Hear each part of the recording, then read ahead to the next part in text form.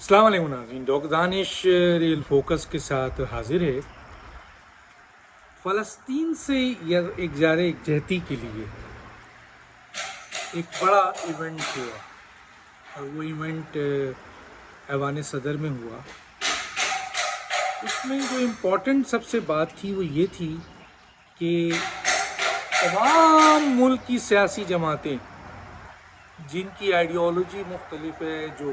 Right کی wing, left wing, دینی جماعتیں، دینی سیاسی جماعتیں، جمہوری جماعتیں، جتنی بھی جماعتیں ملک کی تھیں، قوم پرست جماعتیں، سب مل کر فلسطین سے اظہار یکجہتی کے لیے جمع ہوئیں۔ اچھا، اس میں ایک بڑی سیاسی جماعت ہے پی ٹی آئی،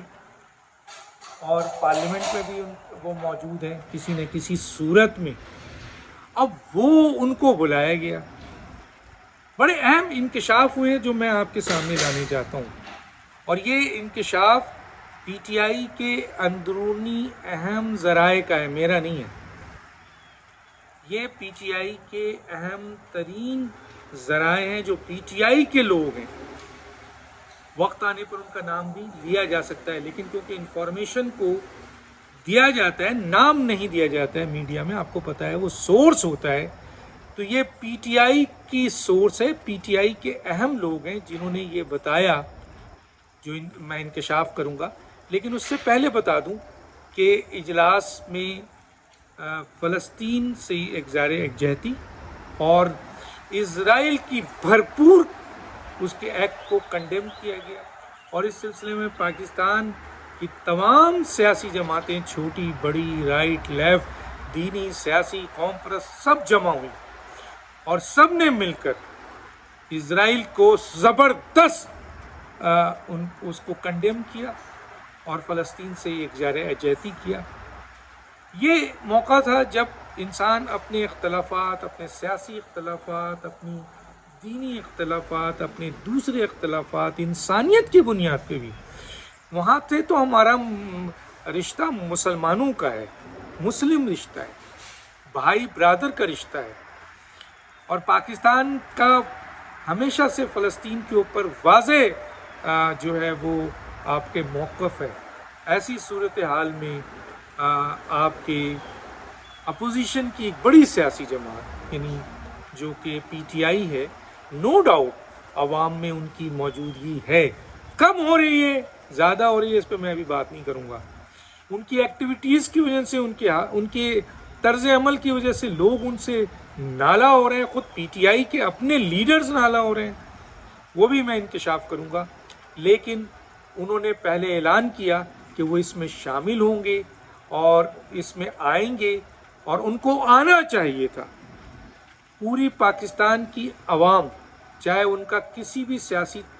جماعت سے تعلق ہو، نہیں ہو، نیوٹرل ہو، سب اس طرح متفق ہے کہ فلسطین کے ساتھ کھڑے ہیں۔ آج سے نہیں کھڑے، جب سے پاکستان بنا ہے اس کے ساتھ کھڑے ہیں۔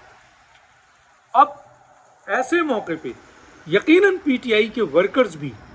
ان کی بھی بہت بڑی تعداد ایسی ہوگی جو کہ اپنے لیڈرز کے اس موقف کو،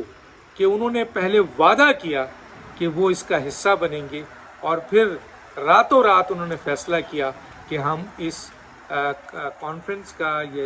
اس اجتماع کا یا اظہار یکجہتی کے لیے جو اجلاس ہے، اس کا حصہ لیں۔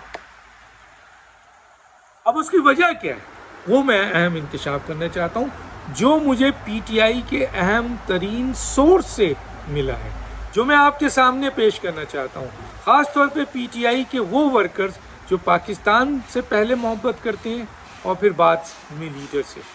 میں ان سے مخاطب نہیں ہوں جن کے بارے میں یہ کہا جاتا ہے، کوئی بھی سیاسی جماعت ہو، کہ اللہ بھی اگر نیچے اتر کر یہ کہہ دے کہ یہ سیاسی جماعت کا لیڈر، یہ اس کا عمل غلط ہے، اور وہ لوگ نہیں مانیں گے، تو پھر ان کو تو کوئی بھی نہیں سمجھاتا، کوئی نہیں سمجھا سکتا،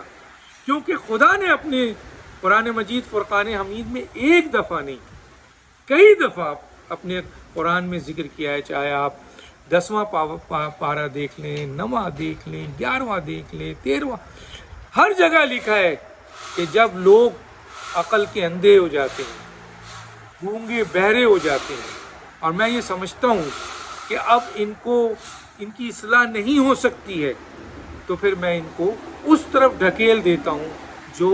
जिसकी तरफ इनकी ख्वाहिशात और इनकी सोच होती है, और फिर इनकी इस्लाह नहीं होती है। तो उन लोगों से, चाहे वो किसी भी सियासी जमात के हैं, मैं मुखातिब नहीं हूँ, क्योंकि वहाँ से तो यकीनन गालियाँ ही गालियाँ होंगी जब इतनी बड़ी बात मैंने पेश कर दी। लेकिन जो अहम वर्कर हैं,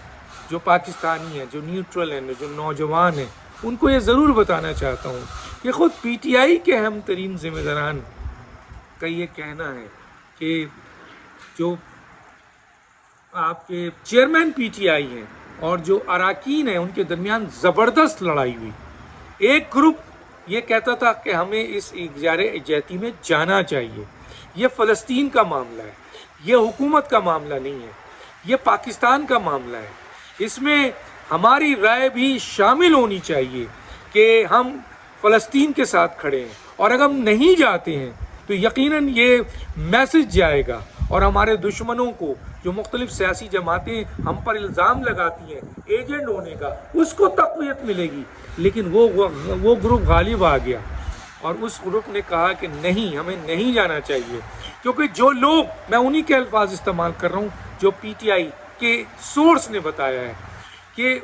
उनका कहना है कि वो लोग जो बैनुल-अक़वामी तौर पर हमें सपोर्ट कर रहे हैं, जो हमारे लिए जो है वो आपके वहाँ फंडिंग कर रहे हैं, जो हमारे लिए वहाँ लॉबिंग कर रहे हैं, जो हमारे लॉबिस्ट हैं, जो हमारे सपोर्टर्स हैं, उनको अगर हम फ़लस्तीन के साथ खड़े होते हैं तो वो नागवार गुजरेगा, जिसकी बुनियाद पर बैनुल-अक़वामी तौर पर हम तन्हाई का शिकार चले जाएंगे उन लोगों से जो हमें सपोर्ट कर रहे हैं इस बुनियाद पे कि हम पाकिस्तान के अंदर